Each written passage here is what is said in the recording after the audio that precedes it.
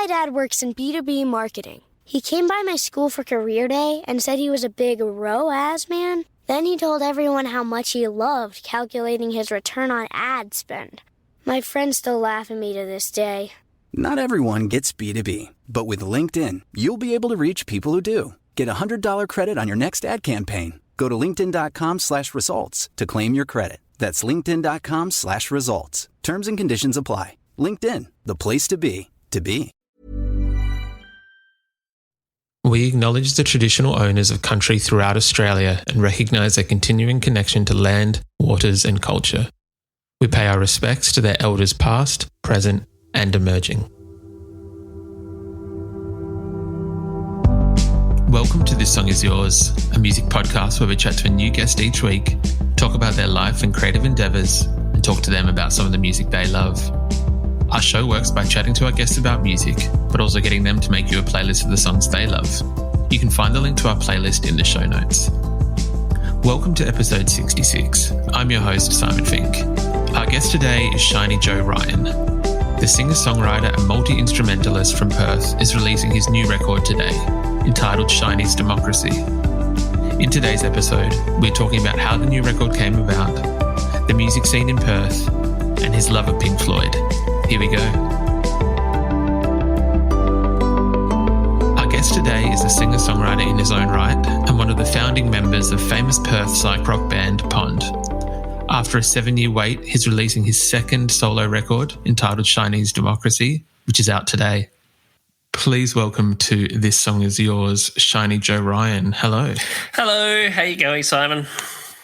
I'm good, thank you. How are you today? Great, thank you. All as well. That's good. That's good to hear. Congratulations. Your second record, Shiny's Democracy, is out today. Congratulations. Thank you very much. I've actually got my copy here, would you believe? All ready to go. Oh, nice. Yeah, I'm a happy boy. Thank you.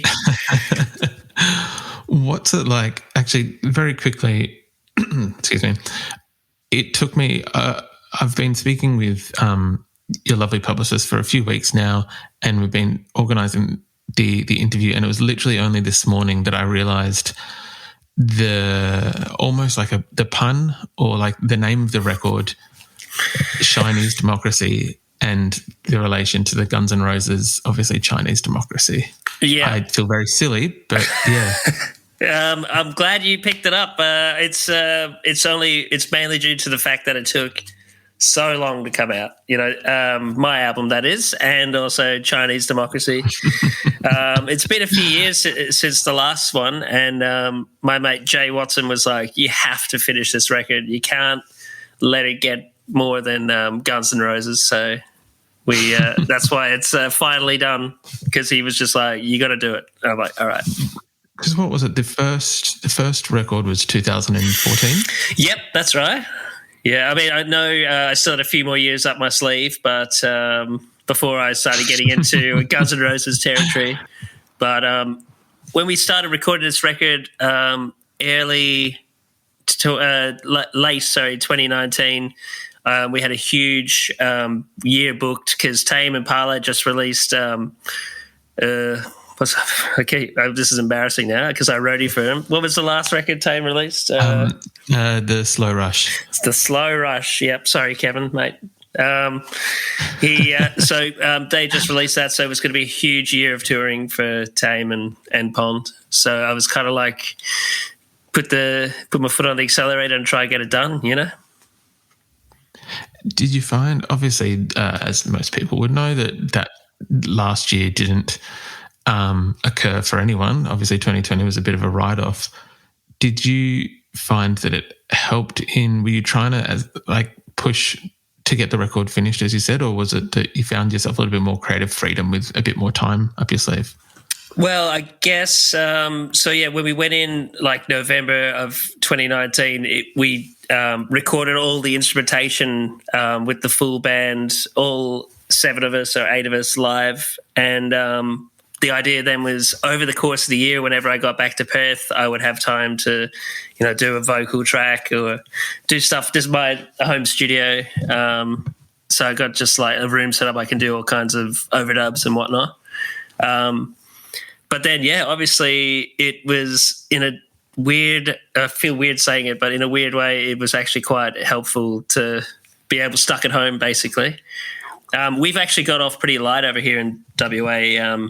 We've, I guess with the hard borders and everything, we've actually had it fairly reasonable, you know, compared to the rest of Australia and the world. So I try to use it as best as I could because that's not going to happen ever again. And, you know, if I'm able to go out and do stuff and people are stuck at home, I feel like I owe it to myself and to everyone to just go and try and, you know, do something good. That's very fair. I can appreciate that. The record it kind of covers a lot of ground while still staying within that Shiny Joe Ryan wheelhouse. Like I feel like there's like 70s singer-songwriter kind of vibes on some tracks, and there are some tracks that do have the influence of, as you mentioned, like your Tame, Pond, things like that. What inspired you? I know you said you went back into the studio, but what inspired you to get back into making songs and making the record? I guess just over the course of a couple of years, I guess I just built up quite a few songs, and, you know, sometimes they can just be forgotten or whatever. I'm just talking about my own brain here. So it just kind of felt like I'd built up enough songs that it was time to kind of record them so I could start again, you know? Yeah. When like the song tank gets a bit full, you know, get rid of it and start again. So that was, I guess, the reason, really. Yeah. When you do sit down to write, because people might have picked up on it by now, you are also a member of Pond and you do help out with Tame Impala on the road, as you mentioned. When you're sitting down to write, or when you are writing, what differences, or how do you balance what's a Shiny Joe Ryan song and what's a Pond song? Yeah, it often feels kind of like it just sort of happens naturally. You kind of feel this is a Shiny song, or this could be used for a Pond song. But oddly enough, I totally forgot about this until you mentioned it. There was like one song that I'd written for the Shiny record, and I remember recording it. I had Jay Watson and James Ireland from Pond come and play instruments live. And as I was like showing them the demo and we're about to learn it and track it, Jay was actually like, "Ooh, I don't know, maybe that's a Pond song," and just totally plucked it out of the Shiny Joe basket, which is a first, because usually he's like, I think that one's a Shiny Joe song, you know, and just like, I don't know, it feels, it kind of works itself out. For this new Pond album, we actually went into the studio and just recorded a bunch of live jams and just sort of really no direction, kind of like free form stuff, and then went back into the tapes afterwards and grabbed like 10-15 seconds of a cool part and like another 5 seconds of another part, and just sort of built these songs out of all these sort of weird jams. So the new Pond record kind of is kind of bombastic and out there. I mean, from the singles you might have heard already, it's very different to some other ones. So it kind of felt like this time, at least, there was no real chance of having to deliberate. Is this going to be a Pond song or a Shiny Joe song? That's good, as long as they're not plucking all your songs, or else it's almost like an EP. Yeah, exactly. The lead single, Ketamine, is a great. It is like a great kind of homage to, as I mentioned, like 70s singer-songwriters. And I was in doing some research, heard that it originally was like Ketamine, the title, and the chorus was like a placeholder just for the time being, and then was just too good to replace. I mean, certainly that was all I had sort of written of the song. And I actually started writing that song back when I was recording the first album in 2014. We'd all been out on the town in Berlin. I was living in Berlin at the time. And, you know, when you go out on the town in Berlin, it's usually like a 3-day affair. So I remember going back and just sort of collapsing from exhaustion on my mate's floor, and we all just started singing these harmonies and all singing ketamine in the harmonies, and it was just like, this is very therapeutic and also brilliant. So I had that for so long, and then just finally had to write some verses, you know, and then Bob's your mother's brother, Harry's your aunt. Yeah. And you've got the song. Yeah. It's how often do you find that placeholders kind of are, I guess, too good to replace, or that things that originally started as a joke kind of make their way into the finished product? I find it happens quite a lot. I don't know if it's just because your first idea kind of just feels, because it's the first idea, you know, it's just sort of cemented in there and it kind of feels natural. And then, like, I don't know, you kind of find it hard to change afterwards. It might be something to do with that, but often enough I feel your first idea has a lot of merit. And while it doesn't always work out, it's good to, you know, sort of have until you find something better, really. But I mean, I don't know. Don't be afraid of change either, you know.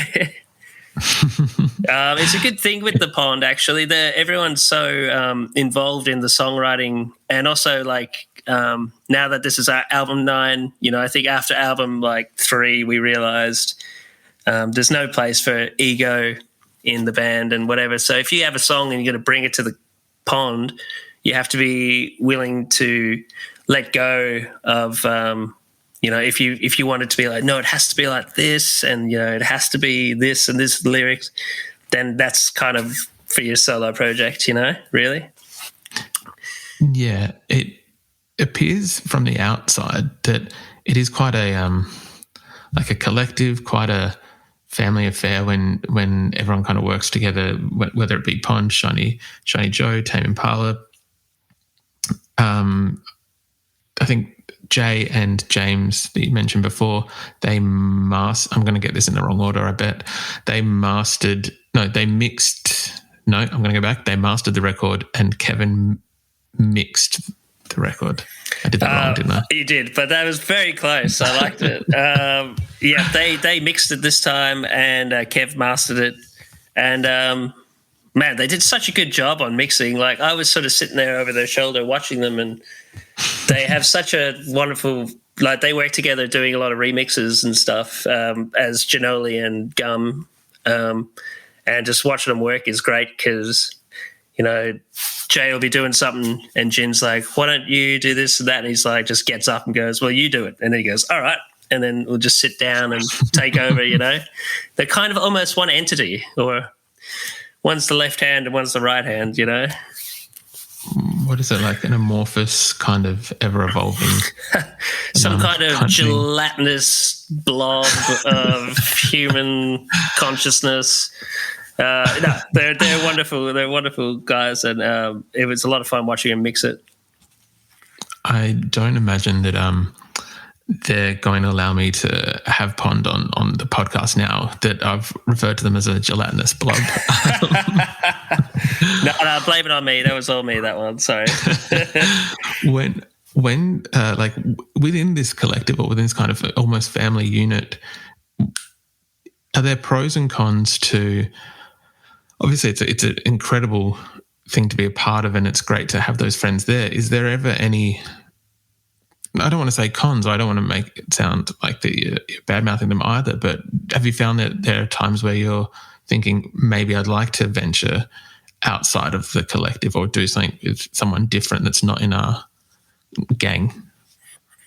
Oh, well, the option is there for sure. And in fact, everyone in the band has their own solo projects and different projects with different people, and there's no animosity or sort of, you know, no one gets like pissed off or anything. It's just like encouraged, and like, you know, I'll go check out Gum shows and Nick Albrook shows and just love every bit of it. And it's wonderful because the stuff that everyone does separately is so different to the stuff that we do together.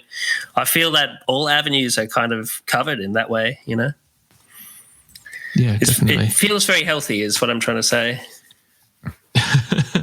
That's good. I think that's what you want from like a working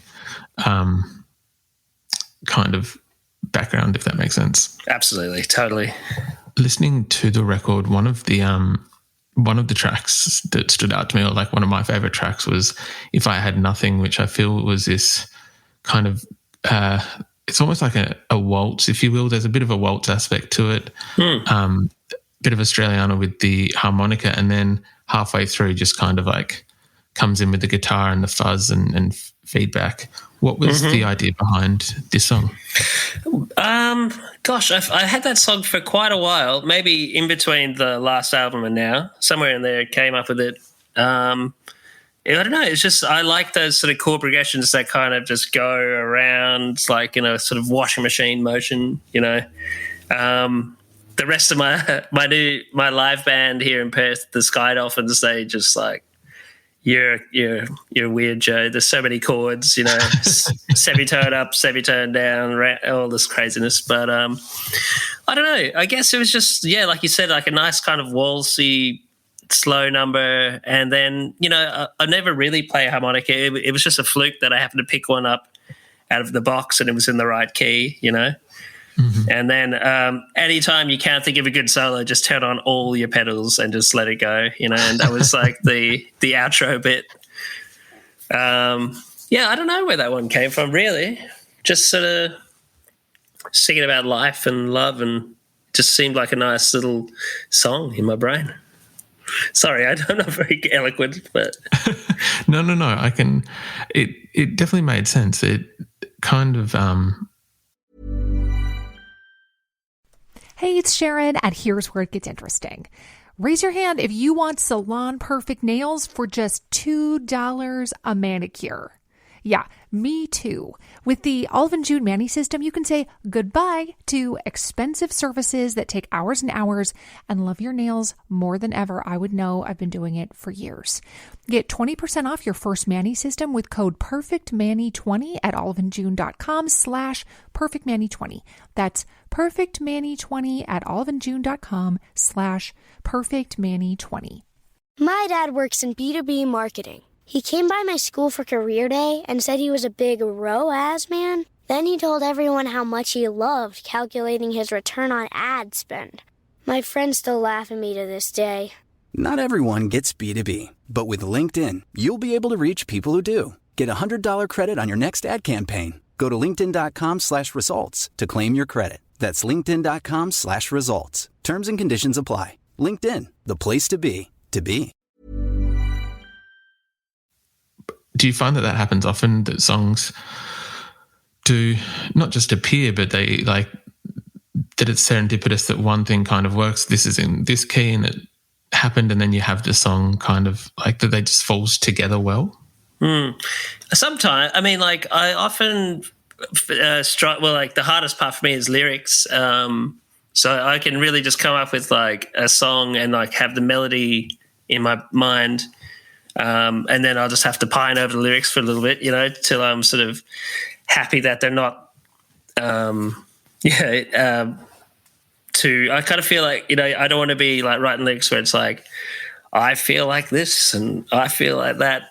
I kind of like maybe take those sentiments and try like use some more colorful, creative words to express the same thing, you know. But with that song, If I Had Nothing, actually, it was strange. The lyrics all came at the same time as the melody, which is fairly rare, actually. Yeah, right. It is, as I said, it is a great track, a standout track. Thanks, man. That's okay. You just mentioned your live band. The album is getting a launch next week. By the time the episode comes out, it will be next week in early August over in Perth. Are you looking forward to being able to like flesh these songs out and perform them live? Absolutely. In fact, it's strange. We actually played last night. It's weird. We played because there's this festival on in Fremantle where I'm living at the moment called Hidden Treasures. And it's just sort of like at the West End down near the docks. They have like a few bars on this one street. Not really bars. They're kind of like our equivalent of like RSLs or something, like kind of really old decor, lovely pubs. And we got to play last night and it was wonderful. But yeah, this gig on August the 6th is up in Perth in the Big Smoke at this place called The Bird, which is kind of like, they've expanded now, but it used to be like this shoebox kind of like thing, but it's going to be great. I've got my, I don't want to give too much away, but I have these fingerless gloves that have laser pointers attached to them. And I usually take them to gigs and just like pull out a full Flaming Lips, like, you know, Wayne Coyne. I mean, it's a poor man's Wayne Coyne pretty much, but it's going to be a lot of fun. And yeah, me and the band have been working pretty hard trying to like nail stuff down. So it'll be great, I reckon. That's very cool. It sounds very exciting. Anything is made better with laser hands, right? Absolutely. We've recently spoken to a few guests on the podcast, including Sly Withers, Dulcie. We had Joel Quartermain from Eskimo Joe, and with all of them, we were speaking about Perth and why it seems that Perth continually puts out like quality acts, like yourselves, again, Tame Pond, Stella Donnelly, Rolling Blackouts. Why do you think that Perth continues to just have this great output of really quality bands and artists? Well, it feels like a very inclusive and supportive music community, and it kind of, I mean, I don't want to like take any steam out of just like how wonderfully natured everyone is around here, but back when I was like starting with like our first band before Tame or Pond, the band Mick Muscle Creek, I remember feeling like the East Coast was so far away from us that it almost felt like we weren't ever going to get played on Triple J or anything, so it didn't really matter. Like the only thing that mattered was sort of impressing our mates here and impressing yourself as well. And, you know, every time we play a gig, we try push it just to push it for ourselves, you know. And while we have definitely connected a bit more with the East Coast in the last decade, it feels like that sort of sentiment's still there. Everyone kind of supports each other and is genuinely excited about what people and other bands are doing around here. It kind of feels like a big community, and I feel that might help, you know, make people more comfortable to be creative or try new things. And yeah, I guess it's just a supportive community and not too much ego involved either. So it's just a breeding ground for fun and all that good stuff. No, that's very cool. It is. We're still waiting for there to be a clanger or like a band that doesn't meet as high quality as everyone else, but you guys still keep doing very well. So, Joe or Shiny Joe, would you be happy to talk about the playlist that you sent through? Absolutely, actually, yeah, totally. I'm excited.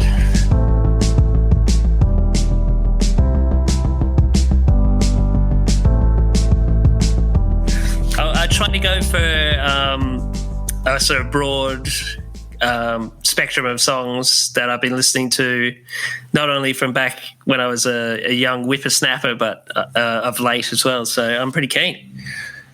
It is a great playlist. One thing I wanted to address from the get-go is the most obvious thing about it is that there's 6 Pink Floyd songs in there. Oh, sorry. So that was the album. I got told 15 songs and then an album, and I just sent you the album. Sorry. So maybe that's meant to be one whole concise album. Sorry. No. That's all good. That's no issue. Let's talk about the album. What is it about that Pink Floyd album that you love? Well, it's called Metal, and it was the one right before Dark Side of the Moon. And I just remember as a kid, like when we were all living together in our share house, whatever, there's a song. What's the song called? Sorry, I suck. It's called Echoes. That's right.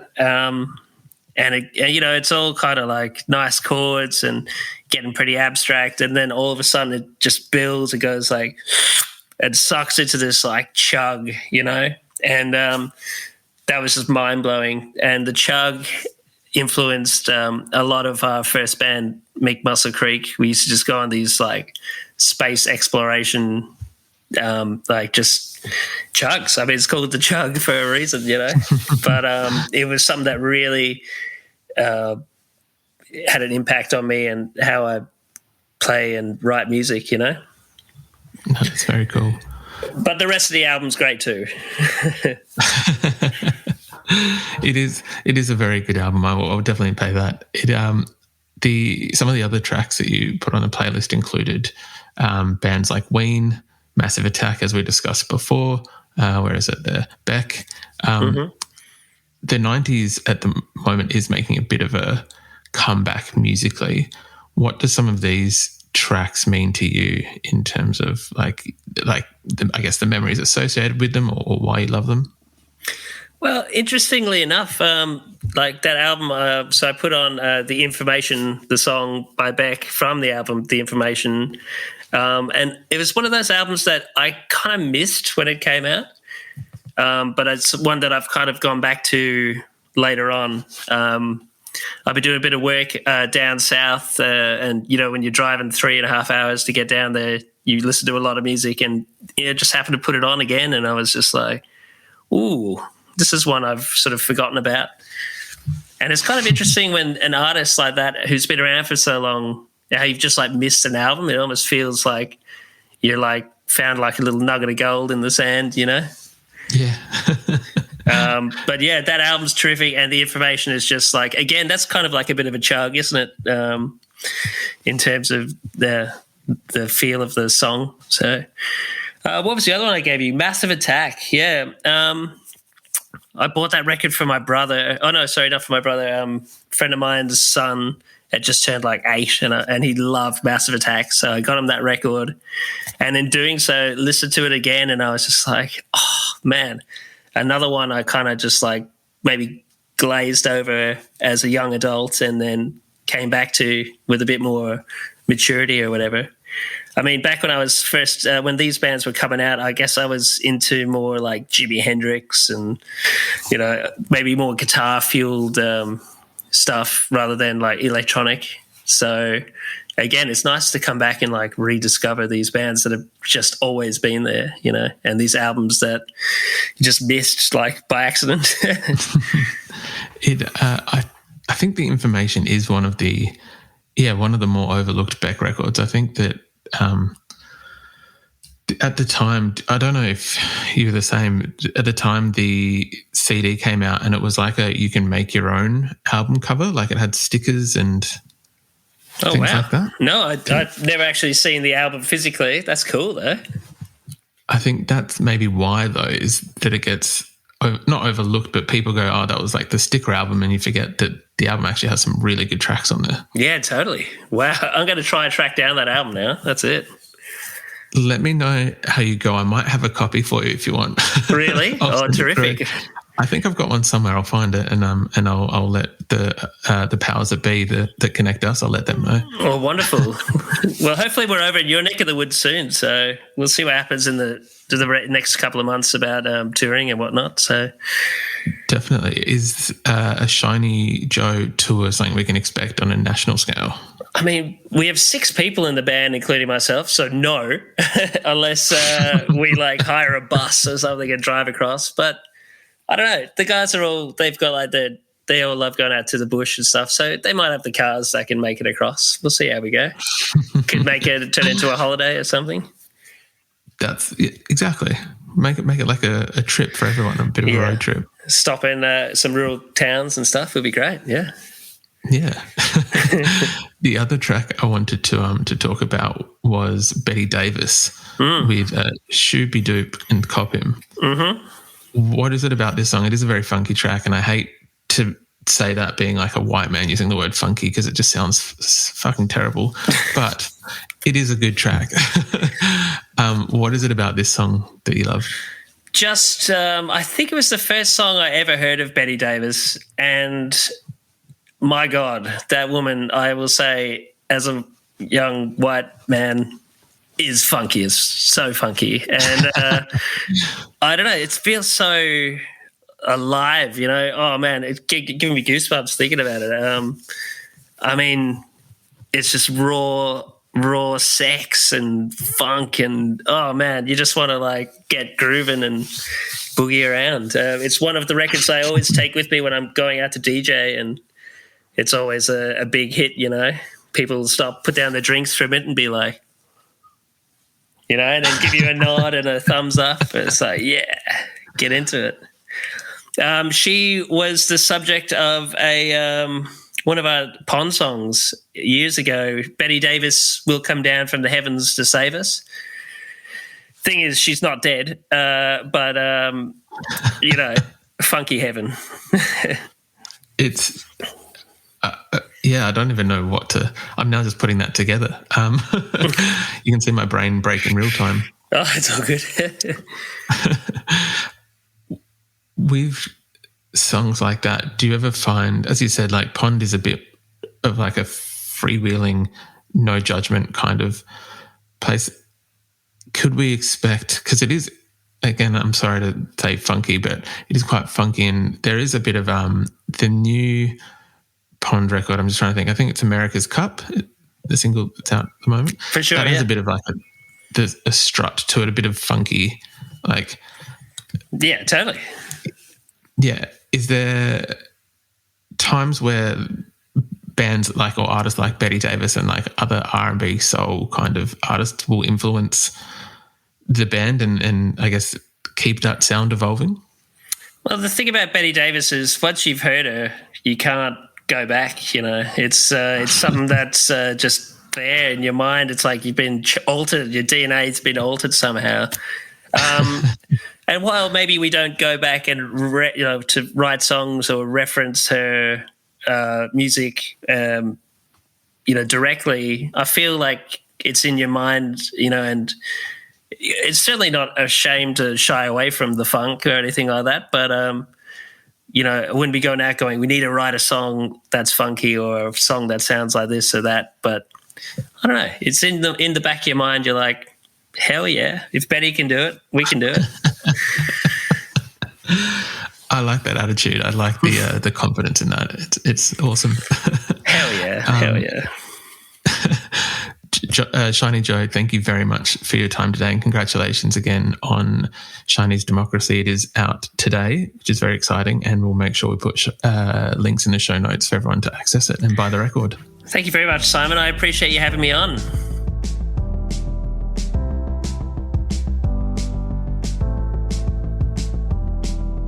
And that's our show. A massive thank you to Shiny Joe Ryan for his time. Shiny's Democracy is out now, and we've left links in the show notes if you want to buy the record or a ticket to his show. We also want to give a huge shout out to Katie at Positive Feedback for helping out with today's interview.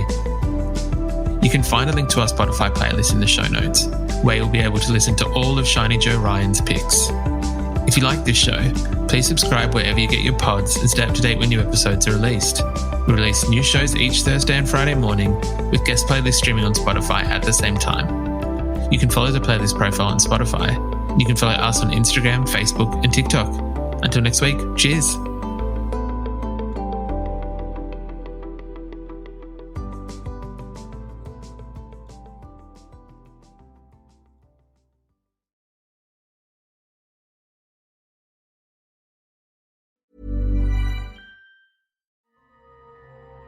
The most powerful designer drugs are the digital ones we use daily. And we get high off them. When touch, tap, like, scroll at a time. You know, just like tech creators want us to. Use digital without digital using you. Learn more at sync.ithra.com.